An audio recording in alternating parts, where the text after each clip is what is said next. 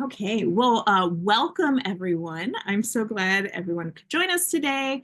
Um, we are here today with Elle Billing. She is a multimedia, mixed media artist, and she has a podcast. And I'm going to let them go ahead and just introduce themselves because I don't like introducing people because I'm always scared I'm going to do it wrong. So, Okay. turning it over. Okay. My name is Elle Billing. I live in rural North Dakota.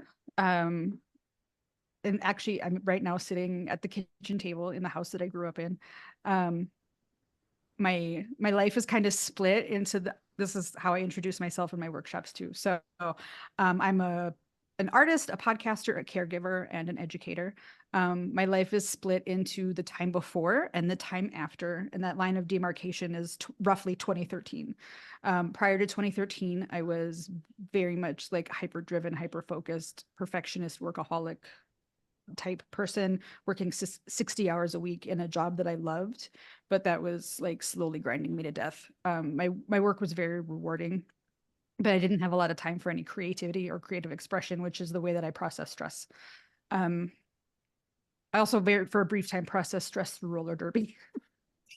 Oh, That's another interview. In 2013, I got my first migraine, which lasted 23 days. And from that time, it's just sort of like been a slow motion train wreck of getting sicker and sicker. Until 2021, when I ultimately completely burned out at my job and was too sick to keep working. By then I had undiagnosed at the time, but fibromyalgia that was in such a severe flare that I worked with deaf kids and I couldn't hold my arms up to use sign language with them anymore. Like they were numb and tingling and in pain so bad that I couldn't communicate with my students. So I went on medical leave, and ultimately resigned from my position, sold my house, and moved 1,000 miles back home and moved in with my parents. And now I help take care of my mom. And my childhood bedroom has been converted into my art studio. I have a podcast and I work part-time at grain inspection for some like consistent, predictable money, but that I used for my car payment. But otherwise, I spend my time working on the podcast with my partner, Ricky, painting, and I run Spoonie Studio, which is a virtual studio for chronically ill and disabled artists. And just this January, I started teaching art workshops. It took me 4 years of recovery from burnout before I felt like I could start teaching again, but like on my terms. yeah, definitely. So that's the summary kind of who I am. I love that. So I love people that I am where I'm too scared to introduce them because like there are so many facets. Like there's too much. I can't do this. You got to do this. So I contain multitudes. Yeah. yes, I love that. I love that so much. People who don't fit in boxes are my favorite, and this is very exciting. I was actually just telling my partner when we were in the car that I spent a lot of my life trying to just be one thing or to um like reduce or resolve my contradictions or just feel one thing about one way. We feel one way about one thing, and then I realize that life isn't like that. Life doesn't work that way. And now I'm okay with multiple truths existing simultaneously. yes, I love that. I when I met you, I Mhm. think you were very much in one of your collections that was Shakespeare inspired. It was Ophelia. Um, Okay. Yep.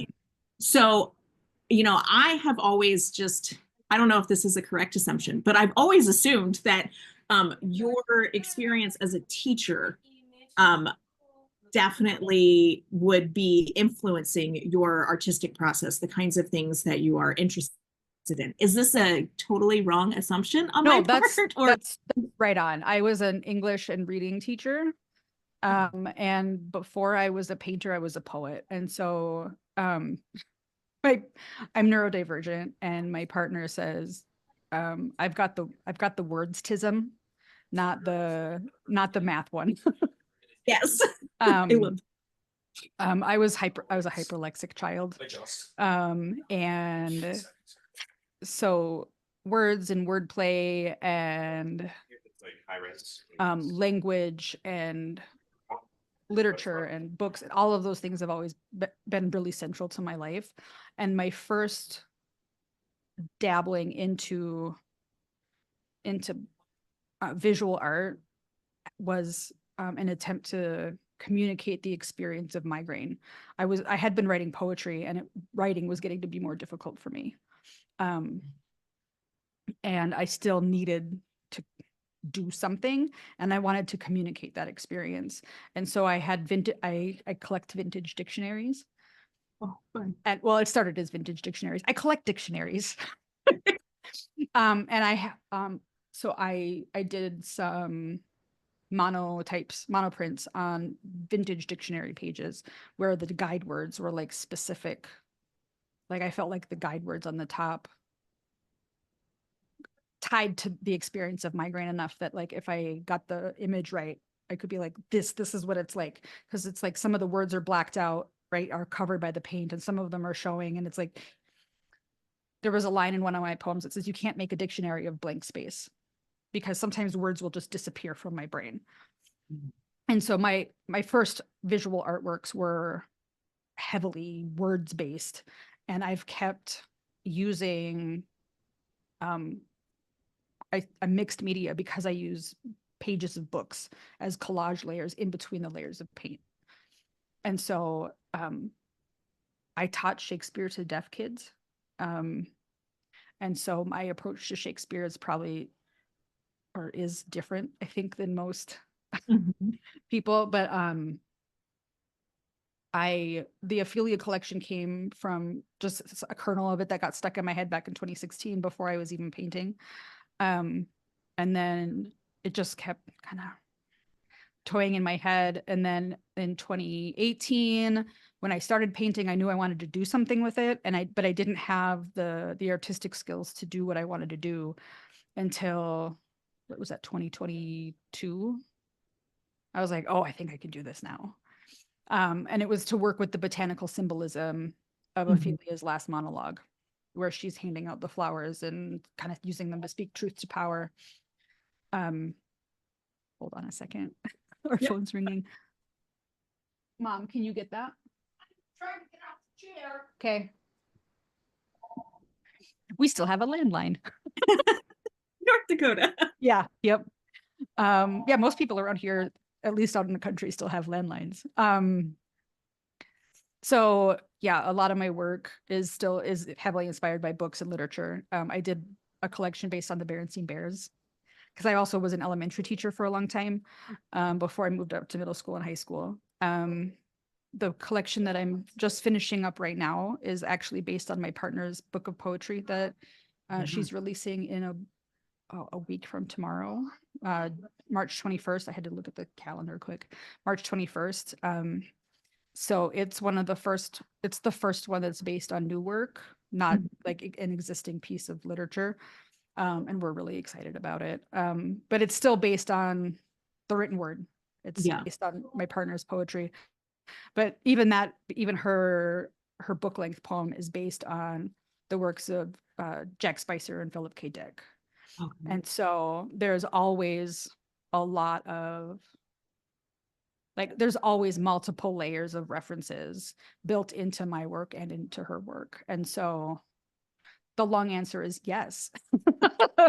Having been a teacher is a big part of my practice. I like to rescue books from the thrift store, dictionaries, thesauruses, thesauri, but also old textbooks. I have a 1960s abnormal psychology textbook that I like to use. I have some old science encyclopedias from the 70s. I have a really terrible book from the 50s called On Becoming a Woman. My favorite chapter in that is called Danger, and it's about lesbians. Yeah, I like that. It's so bad. I feel like that would be so much fun to just kind of destroy as you're through your Yeah, work. I mean that's what I do. So when I say rescue, sometimes it's like I don't want anybody reading these books. I'm going to use them for like some gender commentary. Some of them are like, um, uh, wow, this is outdated and hilarious. The books that I used in this collection are all really outdated, really outdated books from the 80s and 90s on the internet and how computers work and writing a writing a program for a Commodore 64. Yes. So yeah, so it's just a bunch of books that our librarian at the school where I used to work had culled from the technology section that no one needed anymore. And I was like, I need them. I need them right now. Amazing. That's we actually have not this past summer, but the summer before, and now I'm kind of horrified to realize that it's been almost 2 years. My partner bought a library, a school, a university closed, a private university closed, Mhm. and they auctioned off their library in chunks. So he bid on their like two sections of their music books and a section of art books and won. And he was like, "Hey, I bought I a library." I found a box of 100-year-old sheet music at the Habitat for Humanity restore.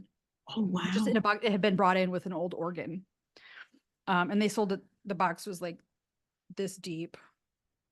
And it was like apparently you used to be able to subscribe to music deliveries. So it was like a magazine, like an old magazine that had piano music in it. And old advertisements for other music related products. And I got the whole thing for $15.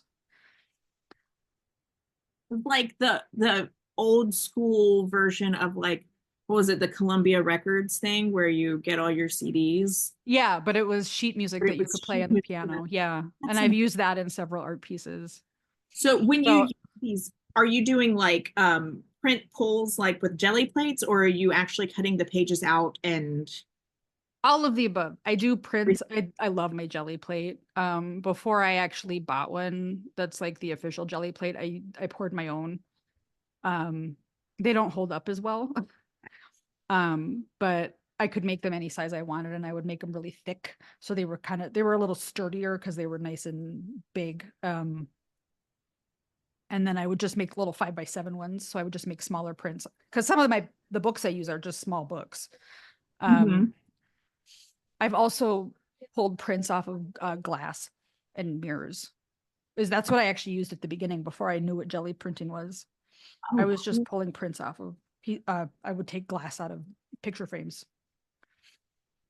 So Oh, I'm very much a use what you have, start with what you know type of artist. And so I was just using I was just scavenging my house for what I might be able to use. My first stamps were cut out of like erasers from my classroom. oh yeah. They're great for that though. I mean, Yeah, yeah, they're cheap and it's okay to like if you ruin it, you can flip it over by the other side.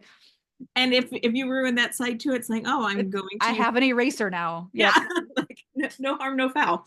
Yeah, I loved that. So are you completely, self slash community taught? Pretty much. I would say community taught. I've taken, you know how you can buy art courses online from Hmm. people from other artists. I've taken some of those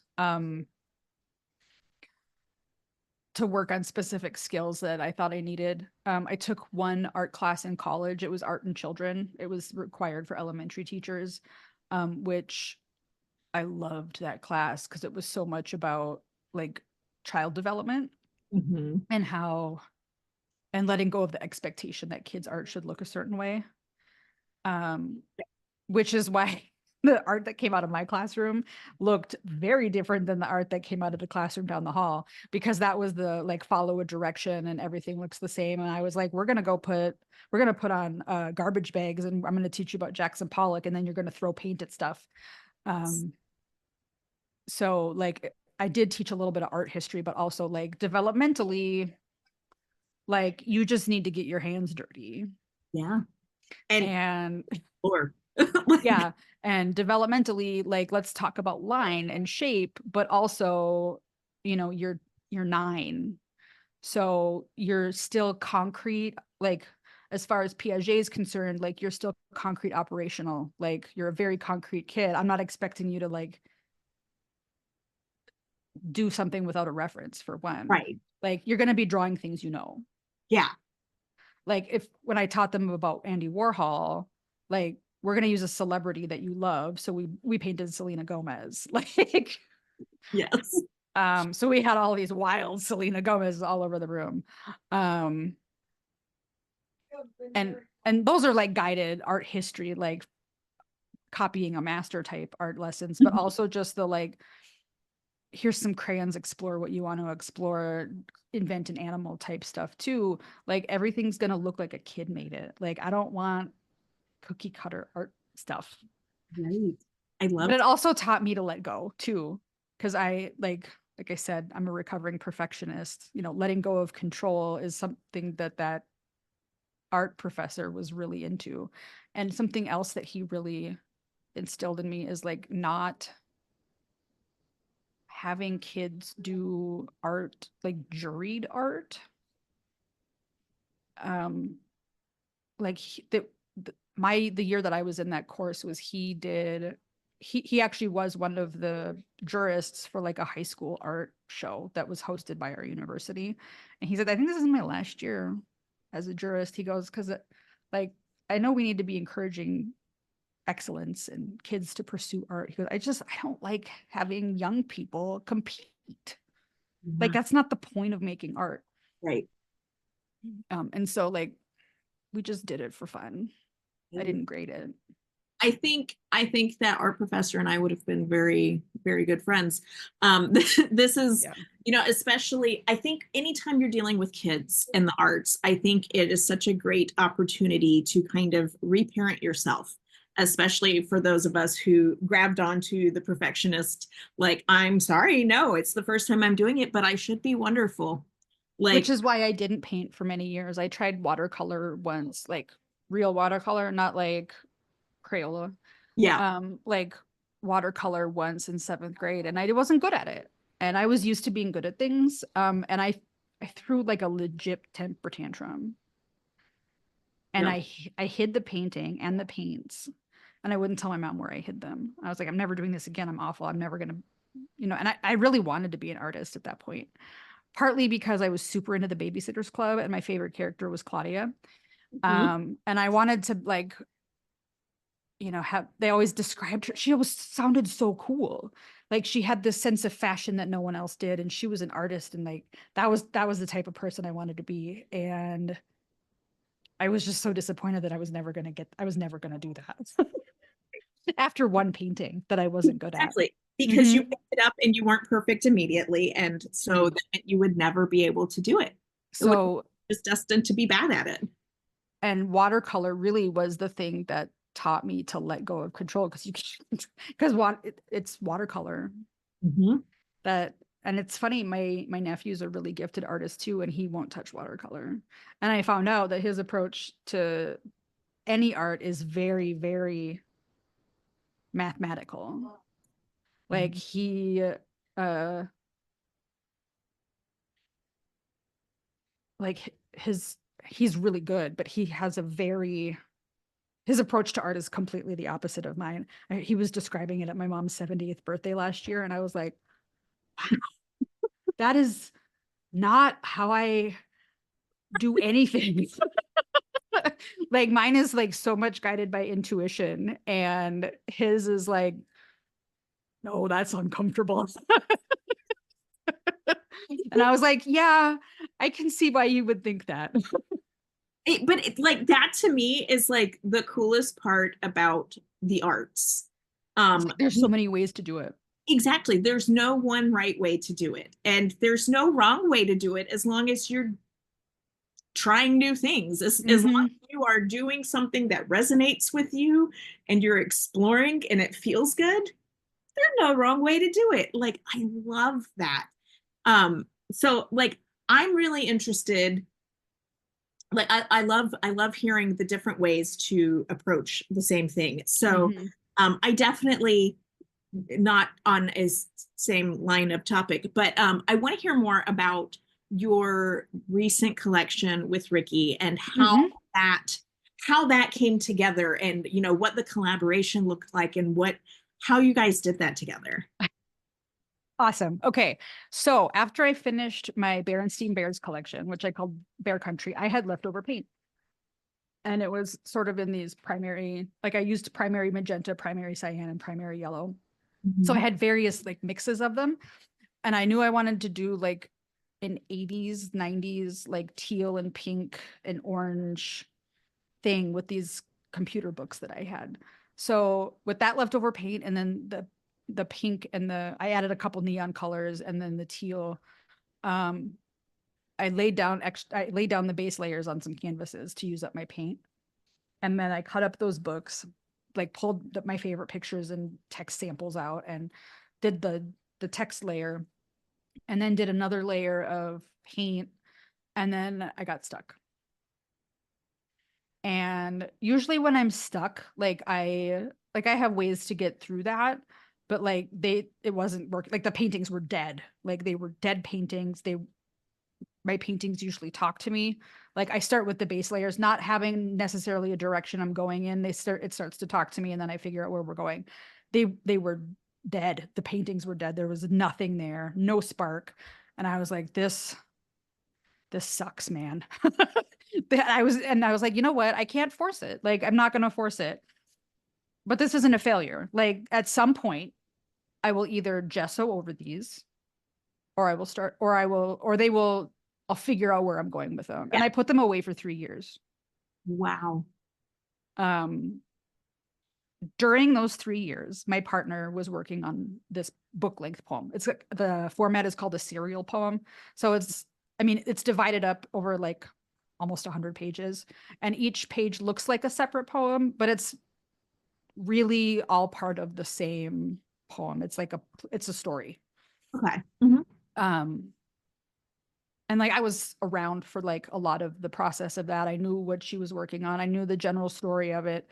Um, it involved a lot. Just like my artwork has a huge research phase before I start working on something. She had done her research phase was pretty extensive too, and it took her about 3 years to write it. And she spends about 3 months out of the year here on the farm with us, and then the rest of the time she lives in Chicago. So she was here last summer when she finished it, and it was like super exciting. And then she commissioned some glitch art for the cover. Mhm. And when she got the cover back, my brain went, and I was like, oh, it was so cool. Because it's like that neon pink and neon green, and it's those bright colors, but with a mostly black, with just the neon glitch art in the middle. And it says the failure experiment, Ricky Cummings. I was like, oh, I said, I have an idea. And Ricky's like, what's your idea? I said, what if I finish the dead paintings and we release them at the same time? And then like cross promote. Mhm. And Ricky said, sure. Well, my brain never stops at like the first idea. So Yeah. right. So like I'm thinking about them and deciding what I don't actually know anything about, I do now. I didn't really know anything about cyberpunk at the time. So like I was a little stuck for sure on where I was going. I was like, well, am I going to base these on actual poems, or are they just going to be inspired by it? Like I was figuring out where I was going to go with it. Mhm. So, but in January, I start painting. I usually go from like January to April-ish working on a collection. Well, we had picked March 21st as a release date. I'm like, that's short. But I also had three layers already on them. So like I wasn't starting from scratch and I knew kind of where I was going. And I was like, I just help me out with the cyberpunk thing. And as soon as she said a lot of cyberpunk deals with medical bureaucracy, I was like, oh, I've been in the process. I've applied for disability like in 2022, and I've been going through that whole.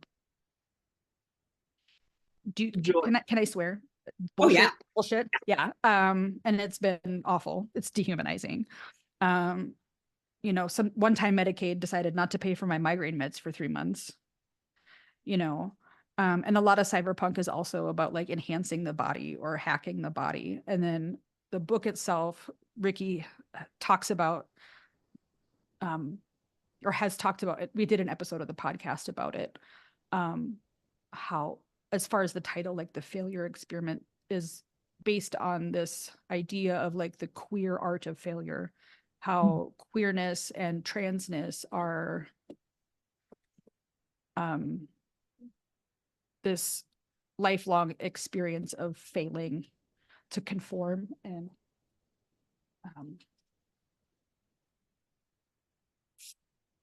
like, yeah, basically, Ricky says it better. I don't want to get it wrong, Right. but like, we're a series of failed experiments. Mhm. Sorry, my dog's getting antsy and I'm getting distracted. Okay. We're a series of failed experiments as we continue to like change. And I was like, oh, I can definitely work with that. And like the paintings just took off. I texted Ricky one night and I was like, hey, so like, do you want to do any events? How are we planning on promoting this? Blah, blah, blah, blah, blah. Ricky's like, I thought we were just cross promoting to our email lists. And I was like, that's probably what I said last year.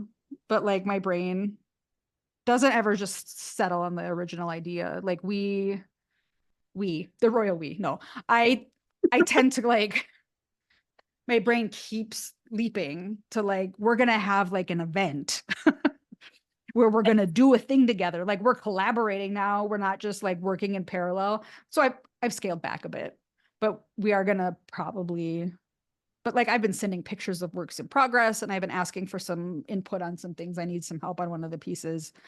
And because I need to figure out how to get some network cable, like a bundle of I Cat saw 5. about that. Yeah, attached to the painting. Yeah. Sew it on. But yeah, no, it's gonna have to be like heavy duty, like because it's a whole bundle of it. It's not just one cable. It's like I took Oh, a 10-foot or 20-foot Ethernet cable and then I like bundled it up on itself and cut it so it's like a braid uh-huh. cables. Oh, wow. Yeah, That's gonna be fun. yeah. Just build it on there. We have like Like 8 days. It'll be great. you'll be fine.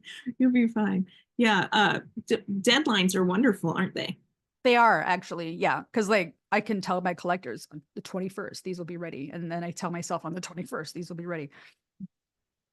And that's how you know when they're done. I'm always like, I know they're Yeah, done because most of them they had to be done. And now actually, that's most of them are done as far as the painting. I still have to spray them, Mhm. because mixed media, my approach to mixed media is what do I have in this room that can give me the effect I want? Which means there's a lot of soft pastel on these, so they need to be sprayed real good. Yeah. Oh yeah. But without melting the pastel, right? So it's like multiple times in light layers because I have ruined pieces before where I just melted. I was like, I had one that was supposed to be part of the Ophelia collection. I melted it. I melted the whole thing. Had the Northern Lights. It was like so cool. And then I melted all of it. Oh, And I was like, well, that one it was small. Like it wasn't like a huge one, but I didn't feel, I was like, well, that one's just not meant to be. That's just the well, base layer. I'll add more layers on top now. More layers, more layers, more layers. that's the beauty of mixed media. It's like, Yeah. yep, it's fine. Yeah. It's fine. You know what? I can move on from this. I have a real talent for at the last minute ruining things. And I'm like, and now you are set aside because you are done. Yeah. And not in a good way. But And I think that's a good reason for me to stay away from oils is because they take so long to dry. And I have a tendency to almost make mud anyway.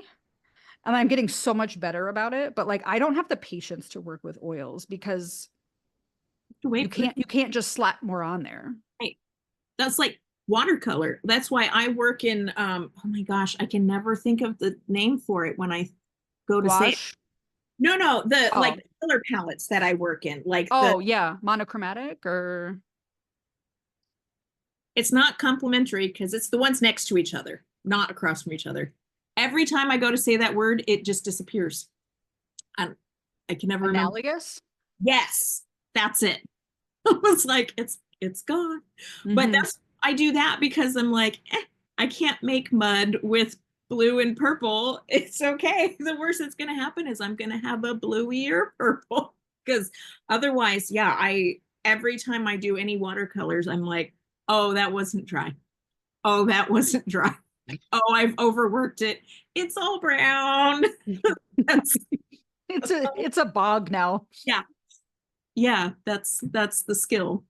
But I love the idea of being able to have work that it's okay. We'll just it's not ruined. It's just not done yet now. Like we're just okay, we're gonna keep Yeah. with it. Do you ever have pieces that you just chuck like this is not gonna happen, it's trash, or gesso over it and it's we're starting from scratch Yeah, and one of the pieces in this collection has a landscape under it. But the clouds wouldn't cloud. And it had been sitting on my shelf for, actually, I made that one in Idaho. So that one had been on there for a lot in my set. I was like, well, I'm not ever going to fix this landscape. right. So I just gessoed over it with black gesso so I wouldn't need as many coats. Because I'm a very heavy-handed painter. I use hues I use pigment right out of the tube. So like those mountains were purple and and like that sky was orange. Like it was gonna take quite a bit of gesso to start over on that one, but I knew it was gonna have like kind of a black or gray background anyway. I'm like, I'm just gonna use black gesso, Mhm. one layer, and then get working on it. Yeah, It it worked got out. you.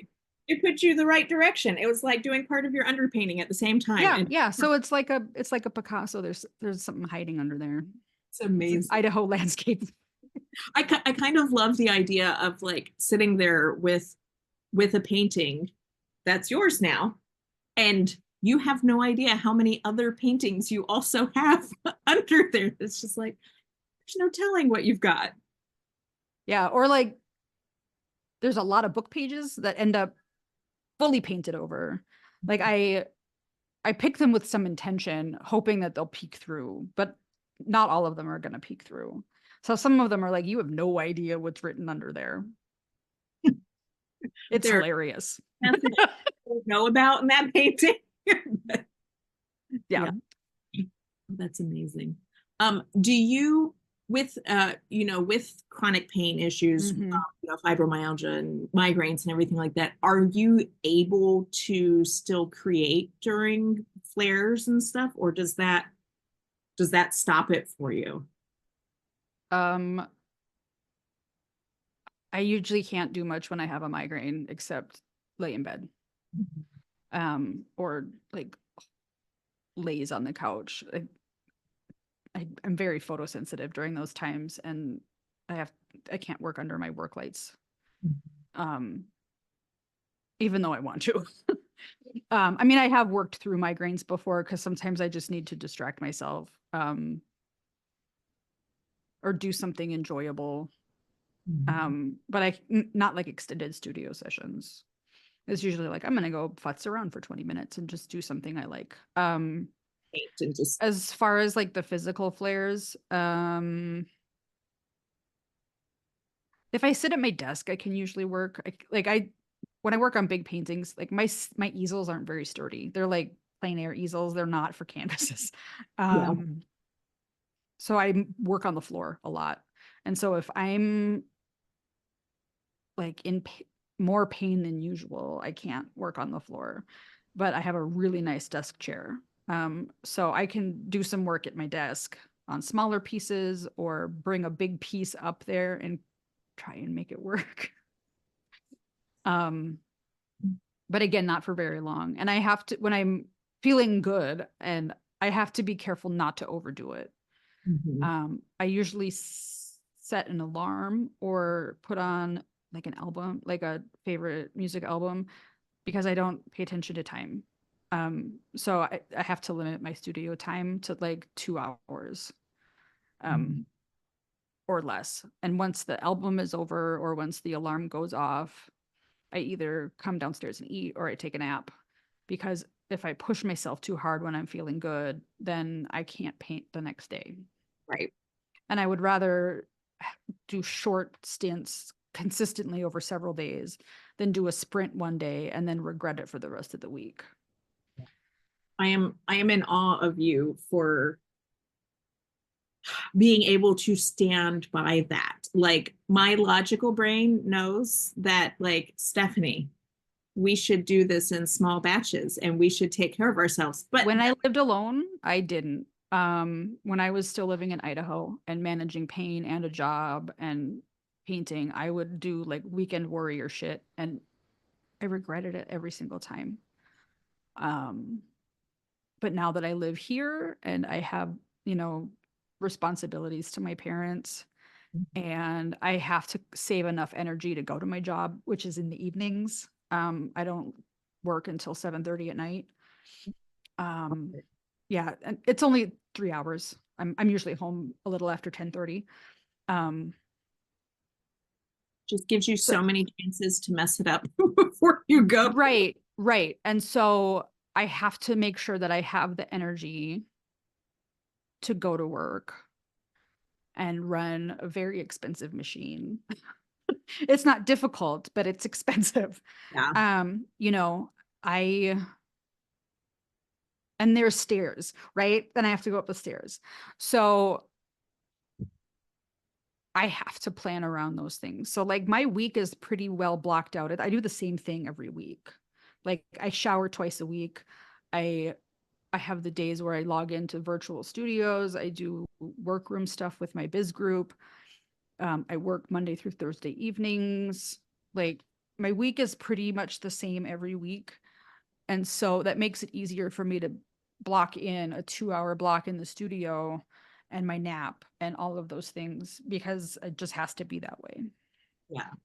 Now, with all of this, I know you run Spoonie Studio and everything else. Has this been I have been getting the emails and everything for them for months and have not That's okay. managed to show up yet. So I'm gonna get all the information now. Like, did you design this um as just a community building, like we can be together because it sucks?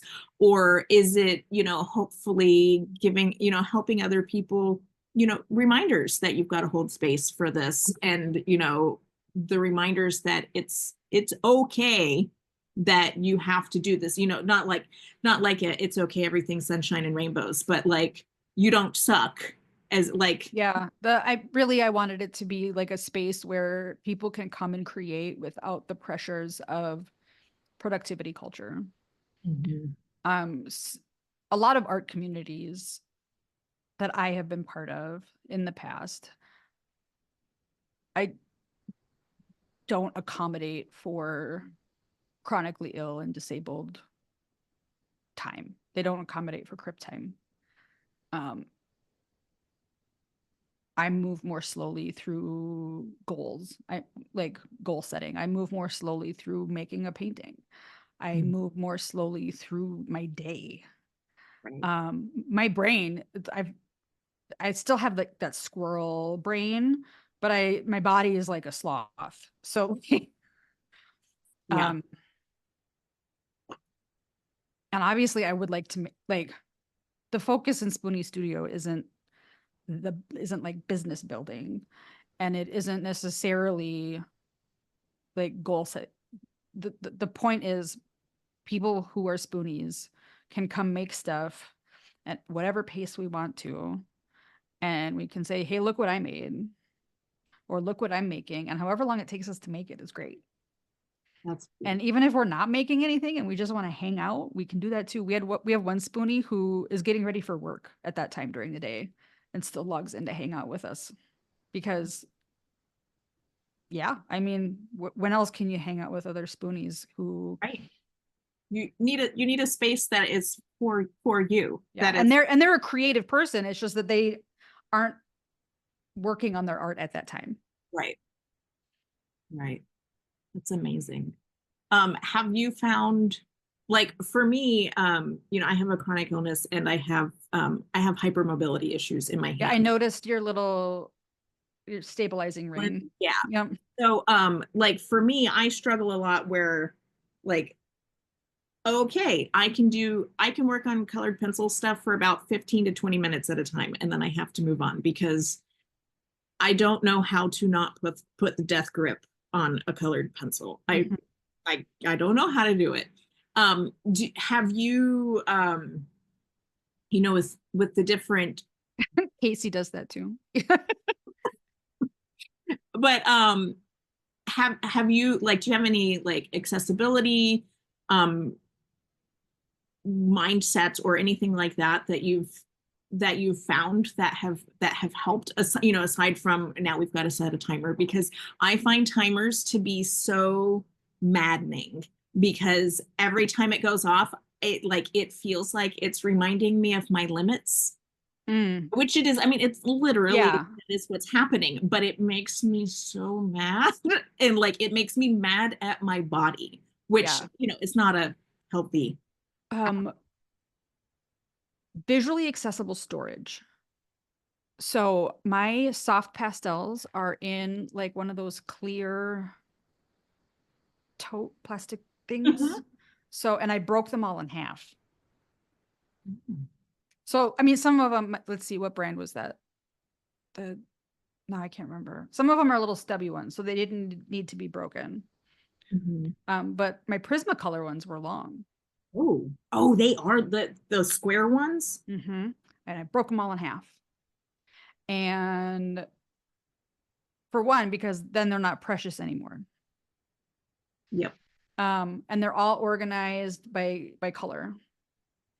So instead of keeping them in the box they came in, which has a cover on it, and then I can't see them, they are in a clear organizer where I can see these are my colorful pastels and I should be using them. Yeah. My paint, my acrylic paint, the ones that are in tubes are in like an over-the-door shoe organizer Okay. with the Mhm. pockets. Yeah. So, and those are organized by color as well. So like the pinks and the reds and the blue, well, I have a lot. Blue's my favorite color. So there's like these blues and those blues and these blues and those blues, right? Yep. But then so I see them. They're always in front of me. Well, in sort of, they're to the Yeah. left. But then I have as much, then the ones that are in bottles are on a rolling cart. There's a Murphy bed in my studio. It's where people, my brother and his kids sleep when they visit. Mhm. So like I have to be able to move stuff out of the way. But like so Yeah. as much as I can put on rolling carts, I have on rolling carts so that I have all the bottles of paint and then my brushes are in containers that are like strapped to the side. So things are visible Yeah. because if I can't see it, I don't use it. Yes. It doesn't exist anymore. Right. Yes. And I don't like cleaning per se, but I love organizing and reorganizing my supplies. For one, because I like to touch them. For two, because I I, I ask myself, is this the most efficient place to have it? And if it isn't, I'll move it. Mhm. Um, or I'll consolidate. And if I realize I haven't used something since I moved here, I'm like, wow, I brought this across the country and I still haven't used it. Maybe I can give it to somebody or sell it to somebody else. Um, or oh, I would be using this if it wasn't in a drawer. So Mhm. like my watercolors are in like metal palettes, but those are in those clear Rubbermaid drawers. So at least I can see the palettes in the drawer, Right. right? So they're still visible. So visually accessible storage. So like I can see all my things. Right. And I don't close the closet doors either, because then I can't see what's in the closet.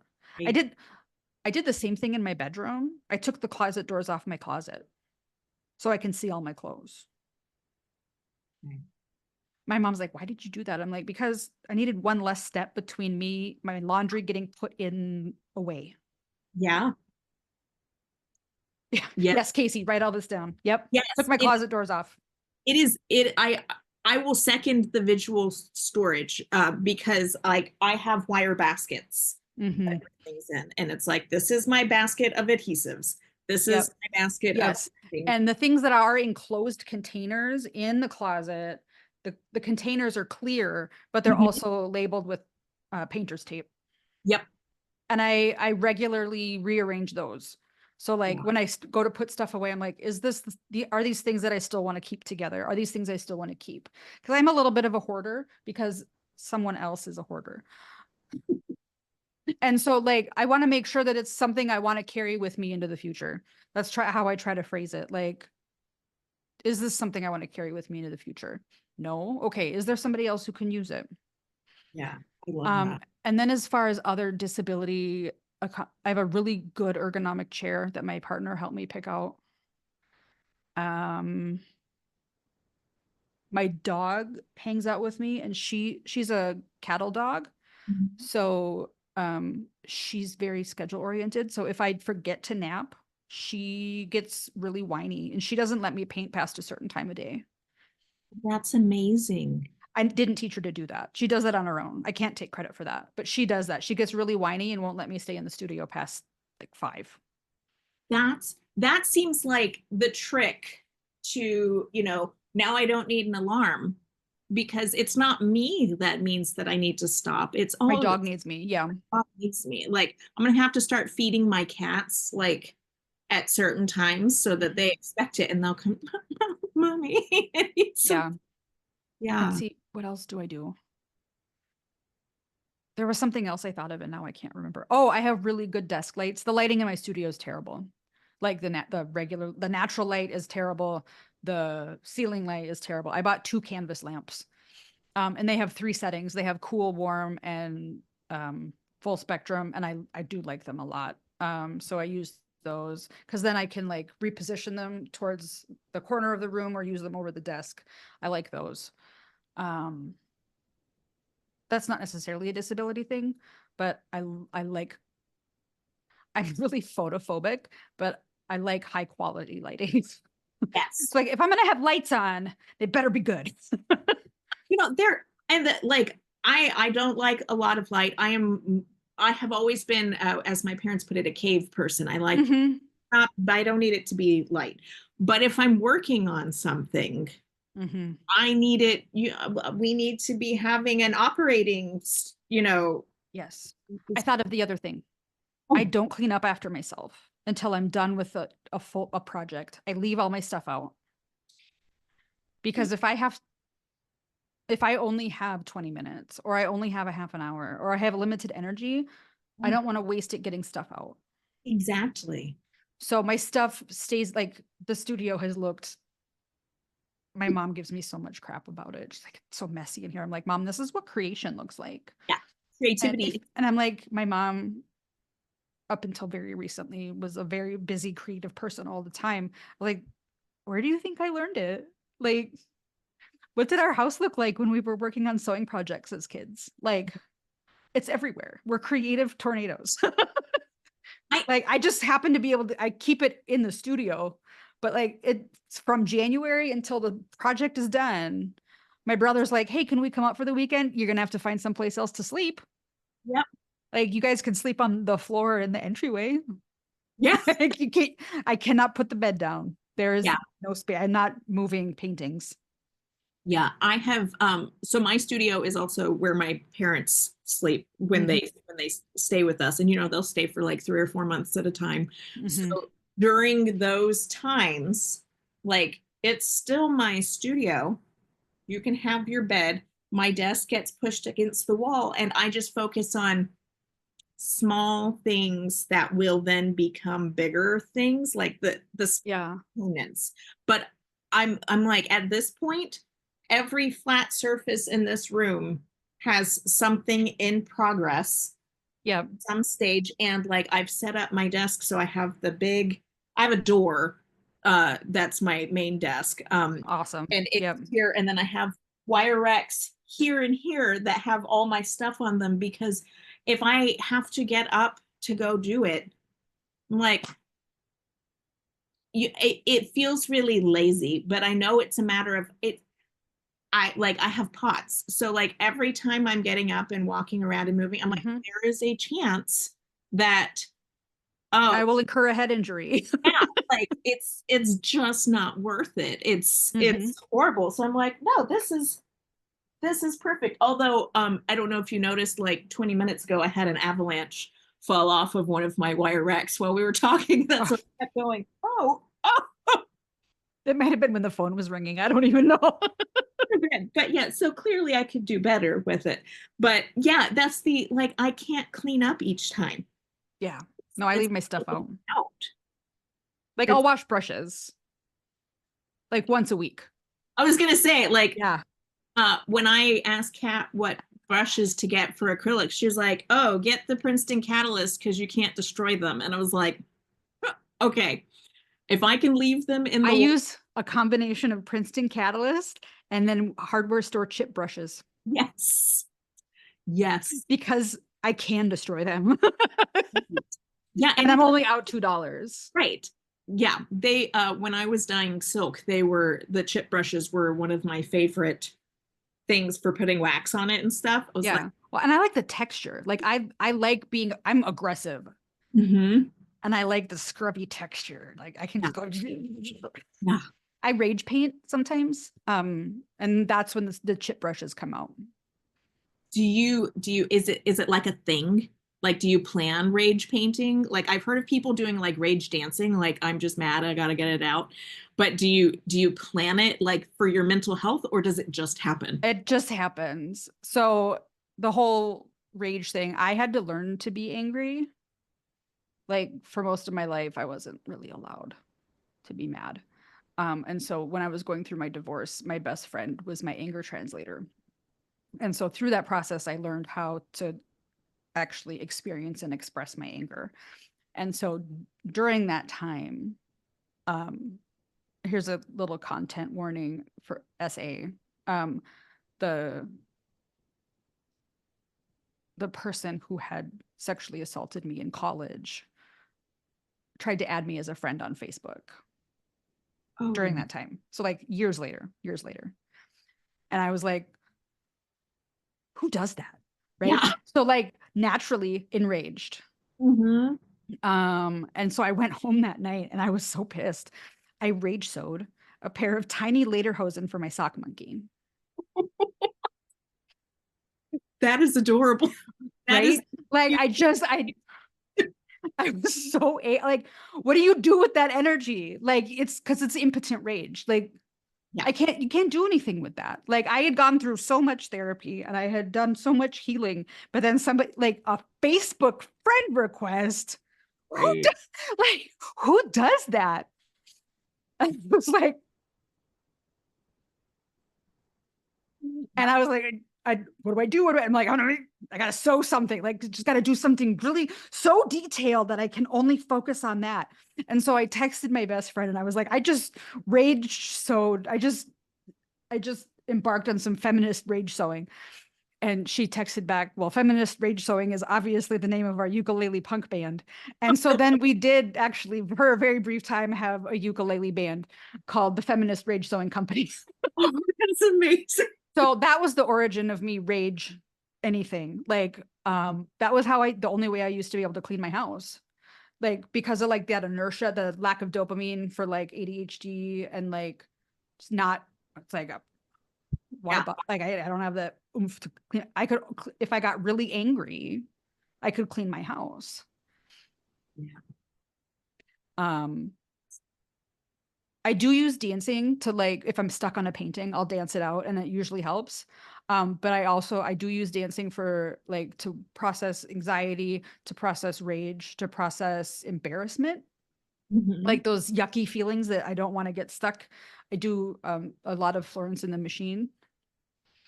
Yeah. But the rage thing started with rage sewing. Now it's rage painting. That's amazing. Yeah. Like, I rage bike.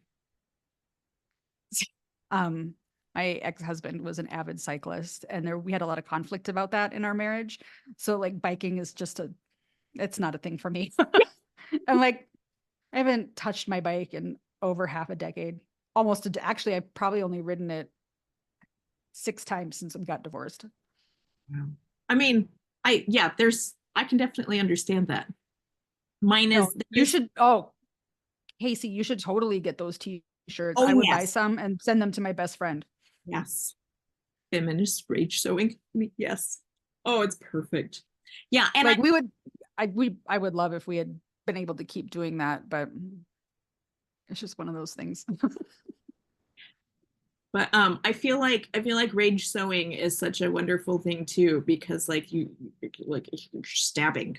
It's Mhm. like the embroidery things that are like, you know, I stabbed something 1,000 times or something for this. Mhm. Like it is so wonderfully therapeutic to, you're supposed to attack something, you're supposed to Mhm. stab something, and Yeah. you might be envisioning somebody's face there while you're doing it. Like, Yeah.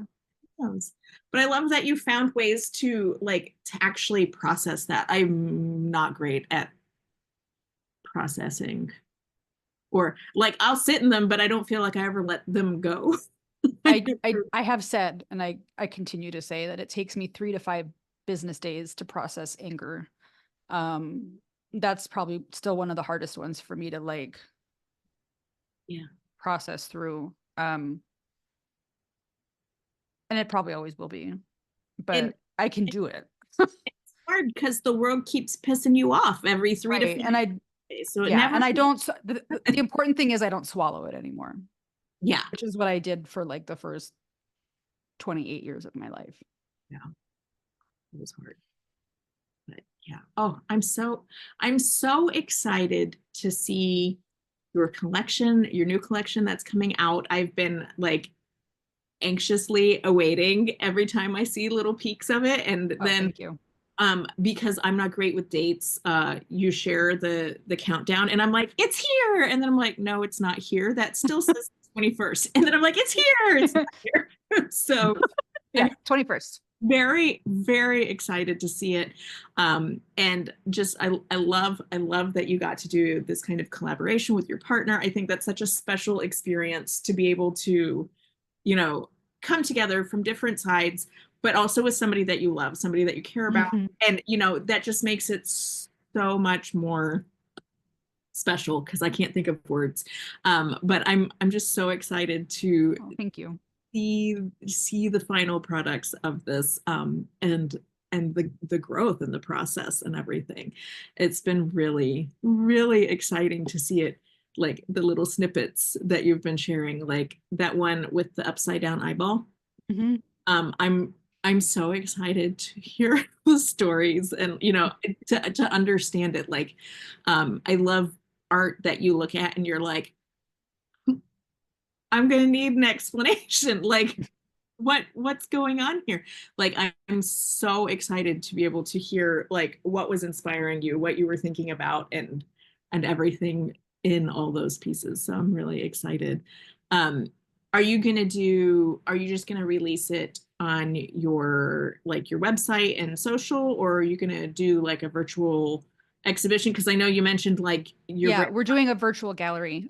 So I use the Go Brunch platform for Spoonie Studio, and it's the same platform my business group the business group I'm part of uses for all of our co-working sessions and stuff. And I for my last collection, the third eye of the storm, we set up a virtual gallery where like you could click on the painting and it would like it looked like a gallery wall. You could click on the painting and it Mhm. would pull it up and it would have a little description and just like a real gallery. Yeah. And then if that was one you wanted to buy, you could click on the painting or scan the QR code and it would take you to my shop. We're Oh, doing the cool. same thing with this collection, putting it in a virtual gallery where it you can have sort of the immersive gallery experience. The biggest difference I think for this one, usually I have a song. All the paintings are usually titled with song lyrics, and so there's last time we had the whole playlist, so you could listen to each song that went with each painting. But this time only a couple are song lyrics because the rest of them I named with lines from the poems. Right. So there isn't a song that goes with them. Um, so I don't know if I'll include any of the songs because it'll be weird to have the 11 pieces and like 2 songs. That Yeah. feels wonky to me. Yeah. But we're also, I'm hoping that we can do like a Q&A and maybe get a reading, do a poetry reading. That would be So amazing. Will those be open like to the public, or will those just be for your I would tentatively yes. okay, We haven't like not sure yet. ironed out any details yet. Like so far we've just been trying to like get Ricky here and finish the One paintings. step at a time. Yeah. Yeah. And Ricky's here and the paintings are almost done. So we're good. In there. Well, definitely let me know, and I will be happy to put the information in the little description box thing with Great. play and share it around because I know it will be so amazing and definitely want people to experience that. I am going to need to start wrapping up because we have parent-teacher Yep. conferences this afternoon, but Yep. I want to thank you again so much for taking the time to talk with me today. I really enjoyed it. I always. Oh, thank you so much for asking me. This was so fun. Yeah. Well, I will definitely include all of your all the links to find you everywhere in the description box so people can connect with you and see your amazing work. And yeah, I'm just going to keep counting down until the 21st. I hit my mic. Sorry, I'm responding to a chat. Yes, 21st is in what? How many? 8 days. Days. You got this. You got Woo! this. Okay. Well, thank you again so much. Have a wonderful afternoon. And Casey and Kevin, thank you for joining us. And I love you all. Okay. Bye.